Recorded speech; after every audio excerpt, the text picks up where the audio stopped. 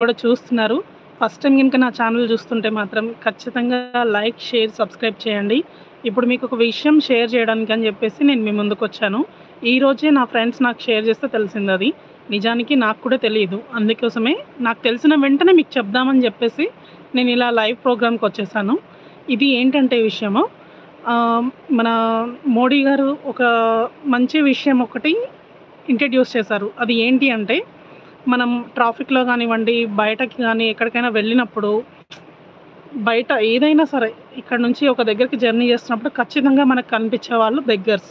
Beggars కనిపించినప్పుడు మీరేం చేస్తారంటే, కొంచెమైనా అంతెందుకు నేనైనా సరే మనీ ఒక రూ. 5, రూ. 10, రూ. 2, రూ. 1 ఎంతో కొంత మనీ ఇస్తాం. మనీ అనేది అవాయిడ్ చేయండి అని చెప్పేసి మోడీ గారు ఇంట్రడ్యూస్ చేశారు. అది ఎందుకు అంటే కిడ్స్ కానివ్వండి, పెద్దవాళ్ళు గానివ్వండి, కొంచెం హెల్త్ ఇష్యూస్ ఉన్నవాళ్ళు గానివ్వండి, వీళ్ళందరినీ అడ్డుపెట్టుకొని కొన్ని గ్యాంగ్‌స్టర్స్, కొంతమంది మనీ మైండెడ్ ఉన్న పీపుల్ వాళ్ళందరినీ అడ్డుపెట్టుకొని మనీ ఎర్న్ చేస్తున్నారు. వాళ్ళందరినీ బెదిరించి కాళ్ళు, చేతులు, కళ్ళల్లో కొంచెం ఏదైనా డ్రాప్స్ ఏసి పోగొట్టడం ఇలాంటివి చేస్తున్నారంట. మనం మూవీస్‌లో అలాగా చూస్తూనే ఉంటాము. అలాగా మూవీస్‌లో చూడడం గాదు, లైవ్‌గా కూడా చాలా జరుగుతున్నాయండి అవి. అవన్నిటిని అవాయిడ్ చేయడానికి మన మోడీ గారు ఇది ఇంట్రడ్యూస్ చేశారు. మనం ఏం చేయాలంటే ఒకే ఒక్కటి మనకి ఎంత హెల్పింగ్ నేచర్ ఉన్నా మనీ మాత్రం ఇవ్వద్దు.